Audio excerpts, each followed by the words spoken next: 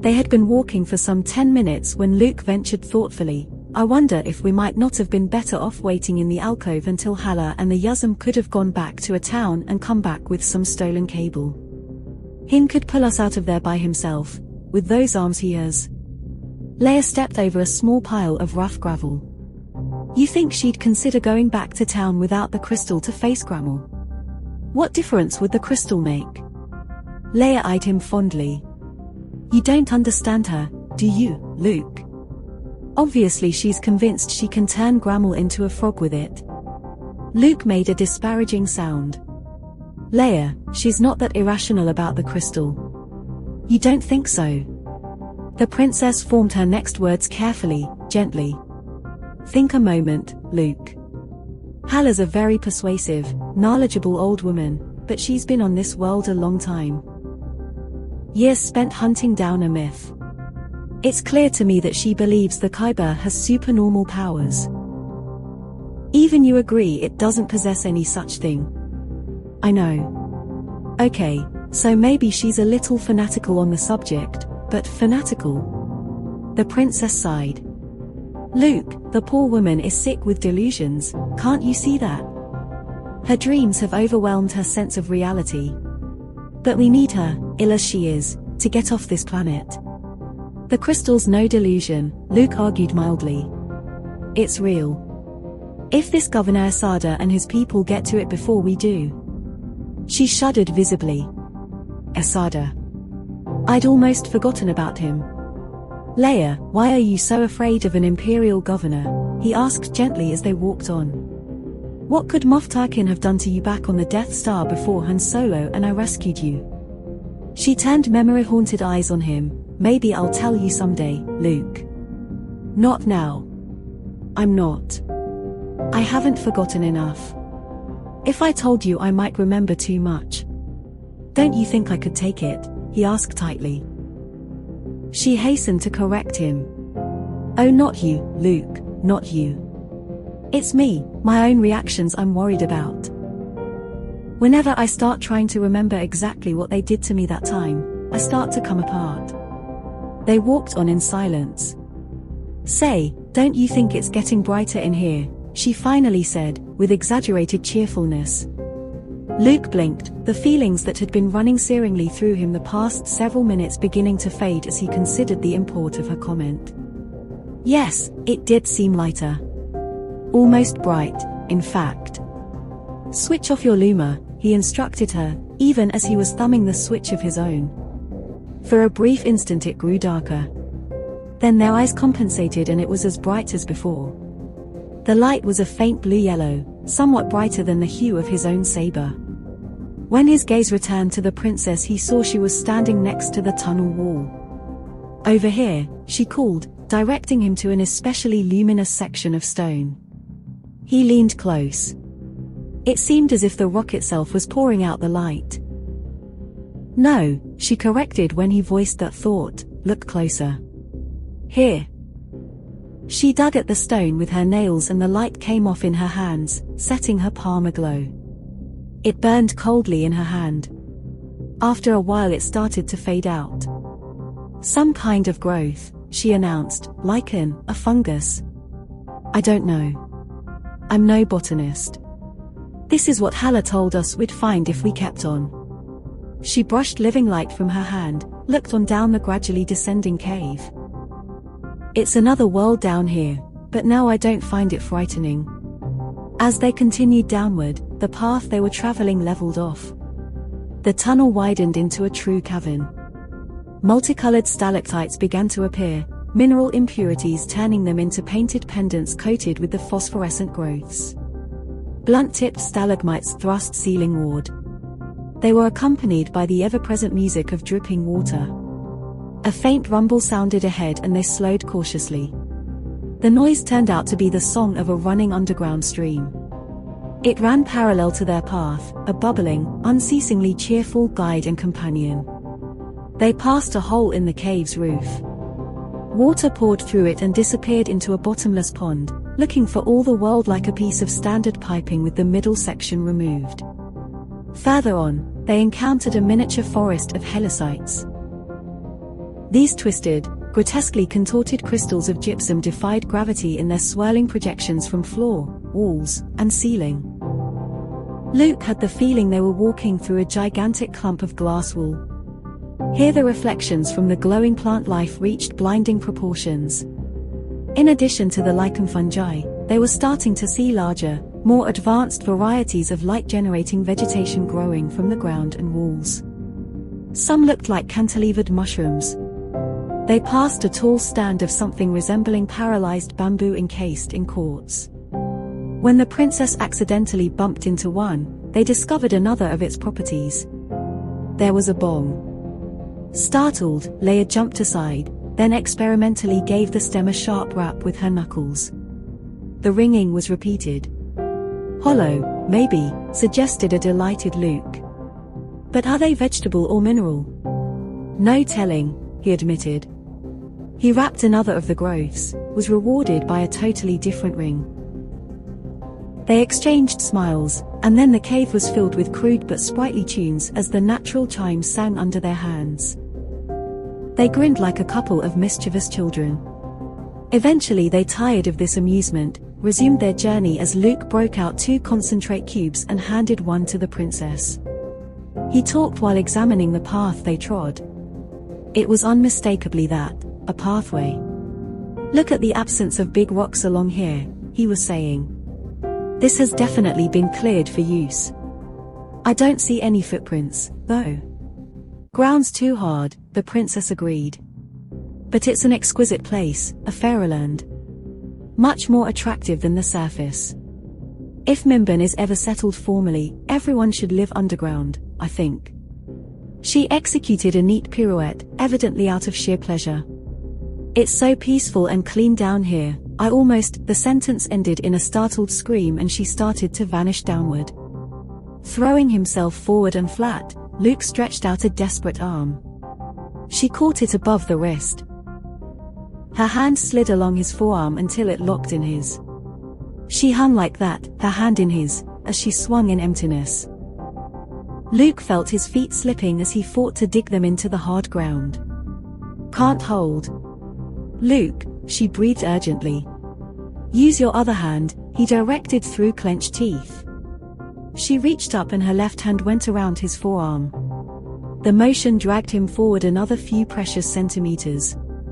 A large stalagmite thrust upward close by. If he was wrong and it had formed over the same crust the princess had broken through, they'd both fall as the worm had. Every muscle and tendon in his body straining, he edged a little toward it. Releasing the precarious grip his left hand had on the ground, he threw it around the stone pillar. That arrested his forward slide, but now he was in danger of losing his hold on the princess. Somehow, he managed to slowly inch backward along the ground, gravel digging into his chest and belly as he used the stalagmite as a brace. Continuing to move backward, he leaned into a sitting position, got his left leg propped against the outcropping. Now he was free to grab the princess's wrist with his other hand. He shoved with his left leg, his thigh muscles quivering under the strain. The princess emerged from the hole, moving toward him. There was a faint crumbling noise and the stalagmite started to crack at the base. Shifting his right leg behind the pillar along with his left, he pushed frantically with both feet. The princess shot toward him. An instant later the stressed limestone gave way and the force of his shove sent Luke sliding toward the gaping blackness. Rolling away from it, the princess caught him with a hand, her weight halting his slide. Now Luke rolled clear, came to a panting stop on her chest. For a long moment they lay like that, suspended in time. Then their eyes met with a gaze that could have penetrated light years. Sitting back quickly, the princess began brushing at her suit. Her coveralls were torn from being dragged across the jagged edge of the gap and the rubble coating the cave floor. Luke sat back, trying to knead some feeling back into his right arm. Maybe, she ventured at last, underground wouldn't be the best place to settle on this world after all. Wordlessly, they climbed to their feet. With Luke testing the ground ahead, they skirted the hole that had opened in the seemingly solid floor. A glance into it revealed a pit as bottomless as the Thriller well. Luke hesitated when a section of earth seemed to depress under his foot. He looked around, pointed to the stream that continued to swirl on its fluid way. "The ground looks firmer over there." "It also looked firm where I stepped," the princess reminded him. Luke turned his gaze on the ceiling. Above the hole and the section of floor immediately ahead, a convex bowl showed in the roof. Above the stream and to its left the roof was filled with stalactites. "I think we'll be okay on the other side of the water," he decided. But when they crossed over they advanced slowly, Luke continuing to test the footing before them with a probing boot. The princess followed behind him, her left hand locked in his right. Before long they had passed beyond the overhead bowl and the pit. Stalactites once more filled the roof from wall to wall. Just to be certain, he unlatched his saber. Activating it, he jabbed the light blade into the ground ahead. There was a hissing and bubbling as stone turned molten around the blue shaft. Luke pulled it free, turned it off. Leaning over, he dropped a small pebble into the smoking hole. It hit bottom with gratifying speed. They walked on with more confidence. But their delight in the beauties of the underground wonderland was considerably diminished. "Let's hope we find that exit soon," Luke commented. But instead of turning sharply upward as they hoped, the path continued level. If anything, they seemed to be descending slightly. The tunnel continued to widen ahead of them. They turned a sharp bend, and emerged on a startling scene. A vast underground lake lay ahead of them. Despite the phosphorescent plant light, the lake was so wide that they could not see the far shore. The water was as black as the inside of the Emperor's mind. Their cleared path angled off to the left. It continued onto the water's edge before disappearing into it about a meter from the wall. "I guess this explains why we haven't encountered any signs of cow ways," Luke mused. "This portion of the trail is underwater. It must rise and fall frequently, according to the rainfall on the surface." He followed the trail into the water, waded out until it was up to his chest before returning. "No good. It's too deep. But we have to go on, I suppose," the princess observed, not liking the look of the glassy black surface. "There's nothing to be gained by going back. Are we still moving 31 east?" Luke checked his tracom. "A little south of that. The trail probably curves back on the opposite shore. I hope. But in a way, the lake's a good sign. Maybe it means that the ground on the other side starts to rise, because so much water collects here. I wonder how deep it is?" "No telling," the princess mused. She walked into the water, bent over and felt a bit of the hidden bottom. It slopes downward pretty steeply. Luke was looking past her. On the other side of the stream they'd been following grew a small forest of water plants, apparently stimulated by the steady flow of fresh nutrients here. The huge leafy pads floating on the black surface were a dull, yellow-brown color. They were round and pointed slightly at two ends where the upturned edges met. "You can't," Leia commented, "be thinking of traveling on one of those." "I'm not swimming," Luke told her, walking toward the forest. He hopped the stream, splashing through the opposite side. Leaning over, he saw signs of broken stems just beneath the surface. "Looks like some of the pads have already been snapped off. Probably the cowway used them. Or else they broke free naturally," the princess grumbled, so softly that Luke didn't hear her. She moved to join him. Tentatively, Luke stepped onto one of the flat pads.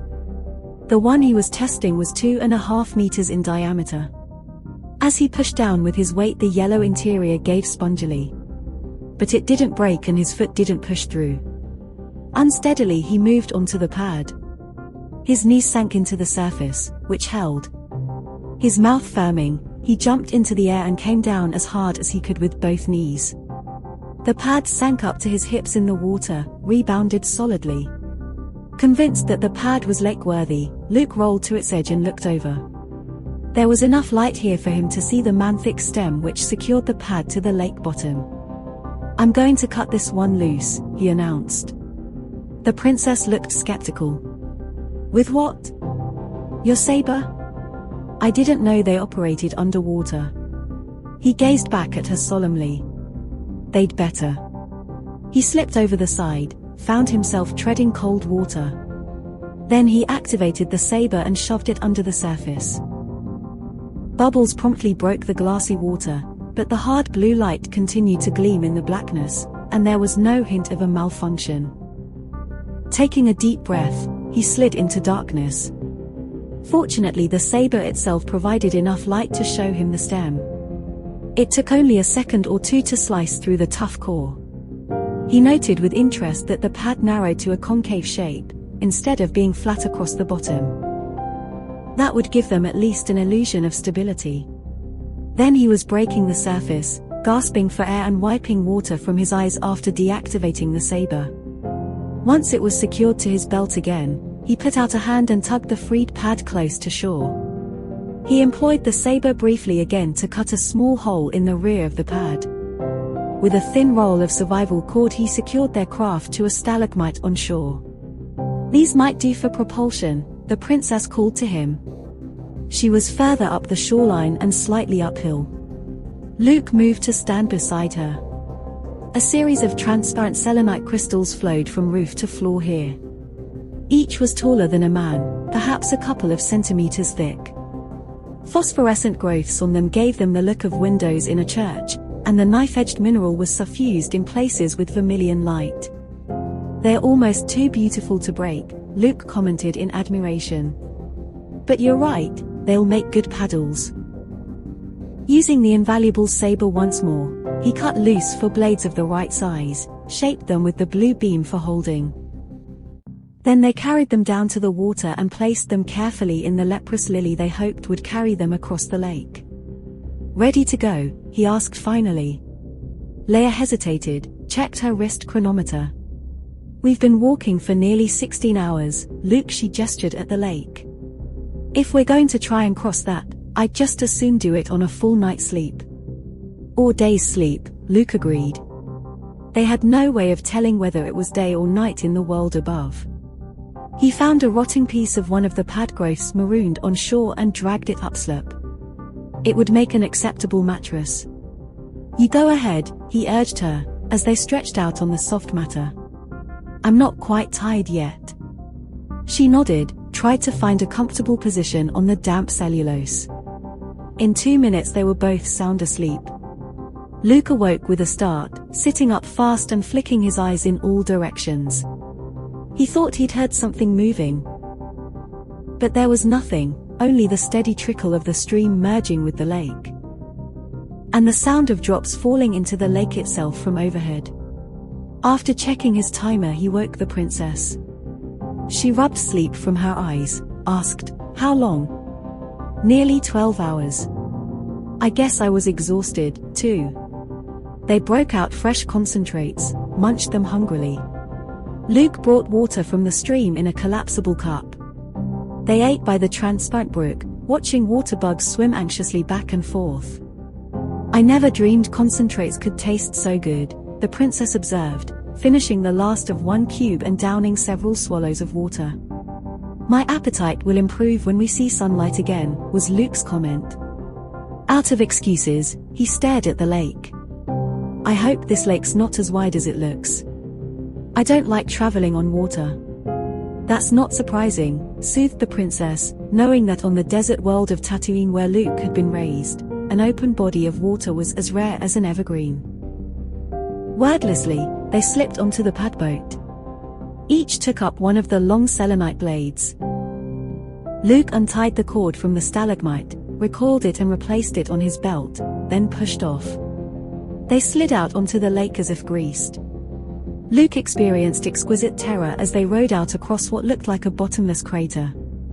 The actual bottom could have been a mere meter beneath them, but the dark water was literally unfathomable. Like the water bugs in the stream, worries darted rapidly through Luke's mind. What if the lake ran on for hundreds of kilometers? Or suppose it branched in several directions? Without the visible pathway, they could easily get lost forever.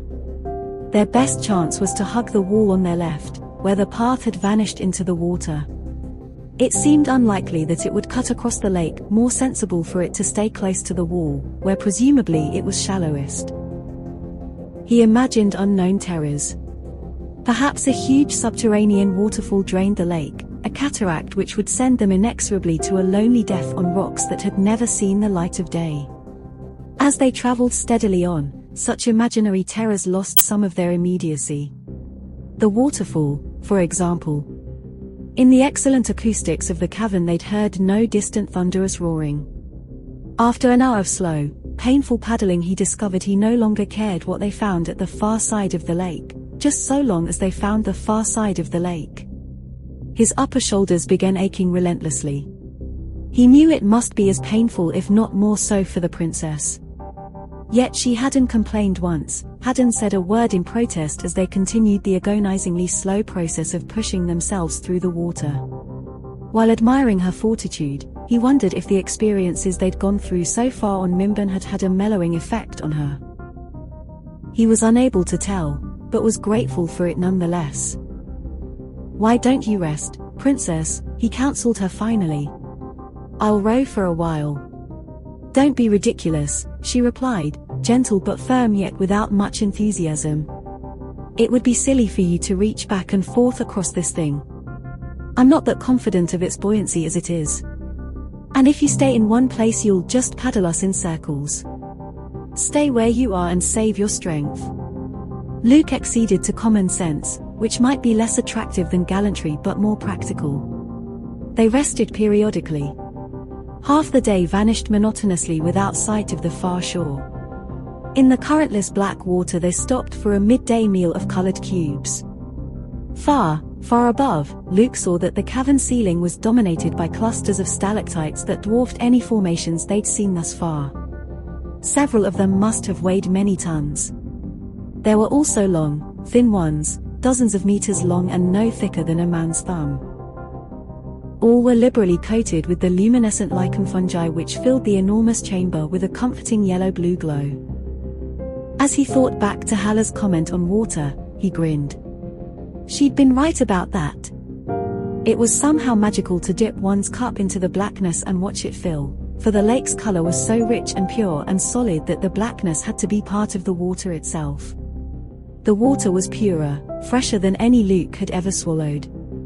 As they ate and drank in silence, he reflected on how much he missed the tiny stream that had guided them this far.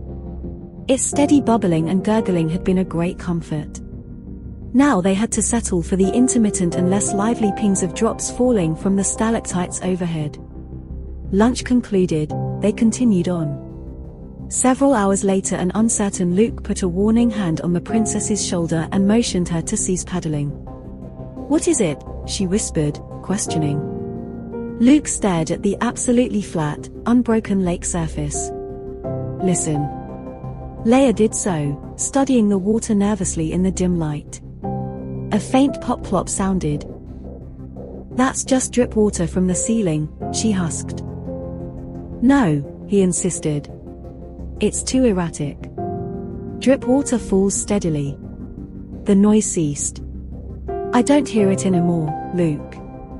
"It must have been drip water." Luke looked worriedly at the black mirror they floated on. "I can't hear it now, either." Taking up his selenite paddle, he dipped it into the water and began stroking again. Occasionally he would pause for a quick look over one shoulder or the other. So far, however, nothing lay behind them except his own fears. His nervousness communicated itself to the princess. She was beginning to relax again, when he held up a hand. "Stop." She raised her paddle clear of the water, a trifle annoyed this time. "There it is again," he announced tensely. "Don't you hear it, Leia?" She didn't reply. "Leia?" Turning, he saw that she was gazing fixedly at something in the water. Her mouth hung open, but she couldn't speak. She could point, though.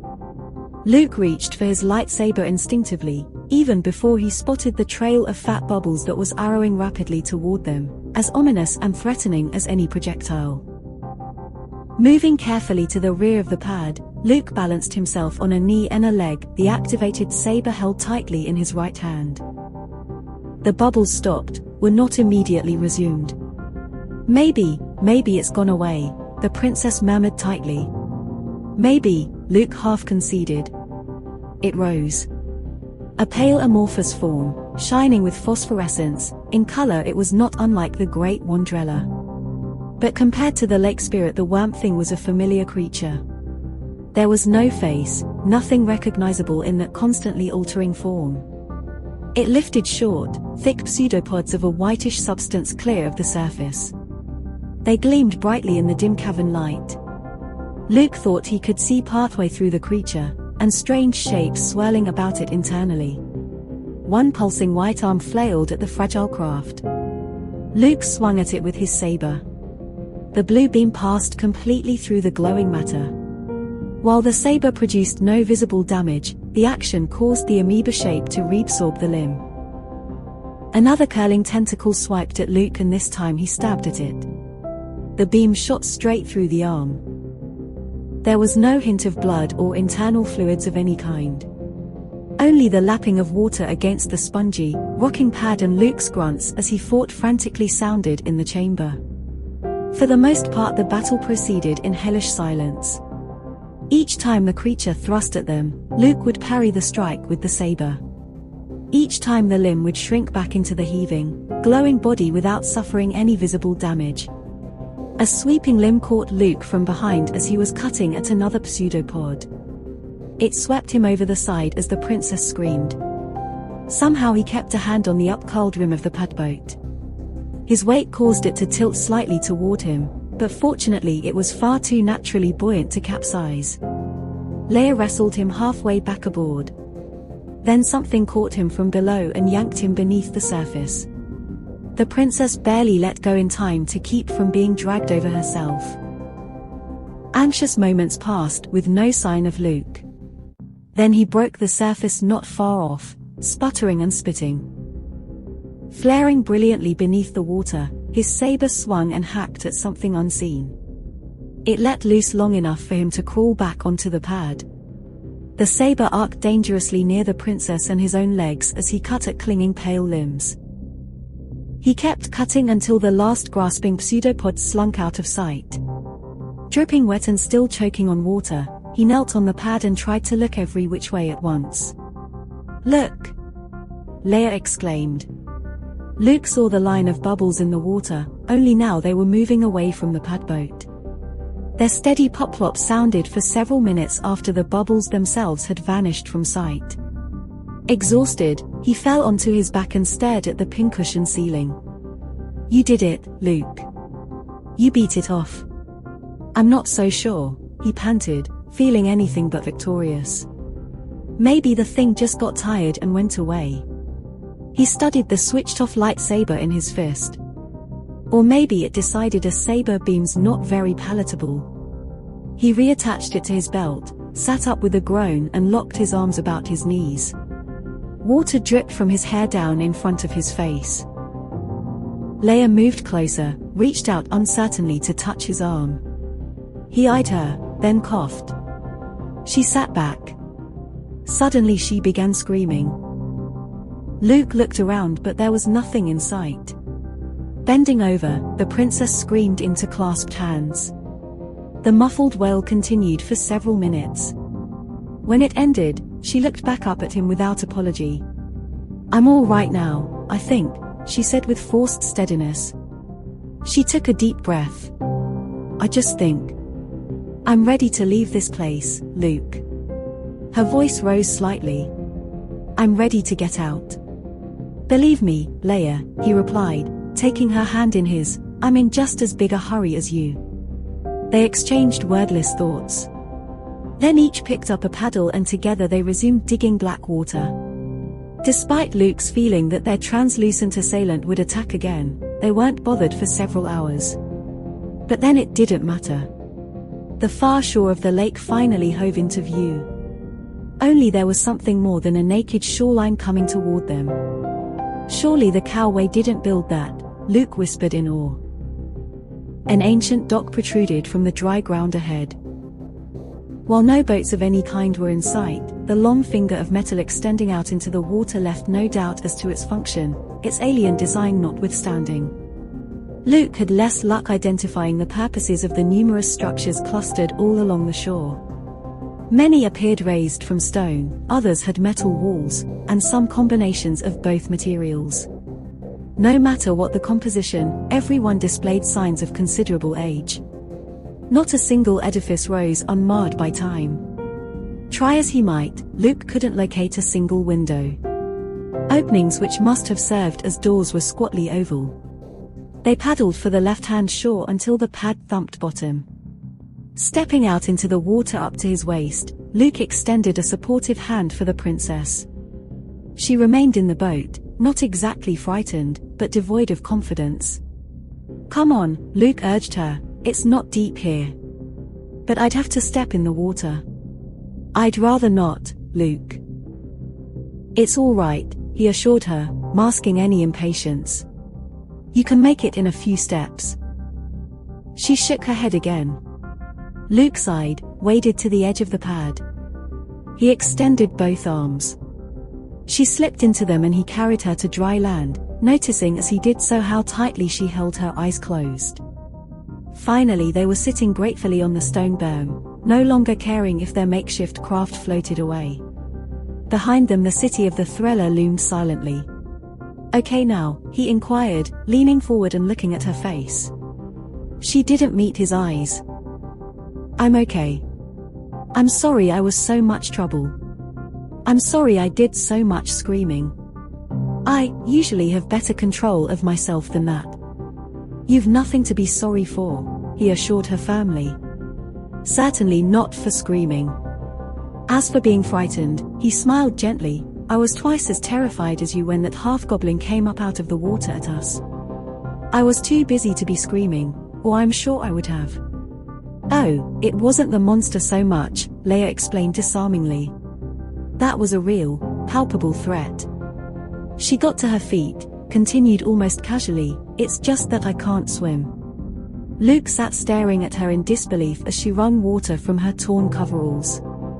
"Why didn't you say something before we pushed off?" he finally managed to ask. She gave him a wry smile. "Would that have mattered, Luke?" The trail vanished into the lake.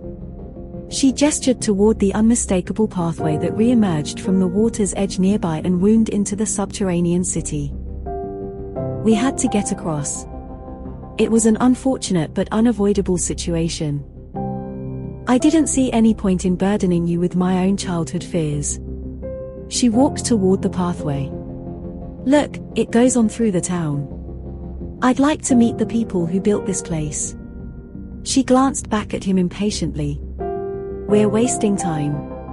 Dumb with admiration, he climbed erect and followed her into the maze of structures.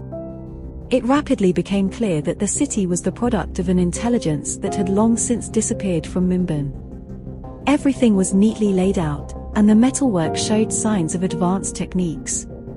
The decay of the buildings was due to time, not shoddy design or construction. Given the relative paucity of natural erosion underground, the city had to be ancient indeed. The absence of right angles and a preference for sweeping curves and arches indicated that the inhabitants of the city had been aesthetically as well as architecturally talented. Beauty of design was another luxury primitive peoples could rarely afford, generally having to gear their construction strictly to the utilitarian. Something clattered softly behind them and Luke whirled. The mystifying oval portals stared back at him like the eye sockets of grey, bleached skulls. The princess frowned at him. "Thought I heard something, that's all," he informed her, staring resolutely ahead.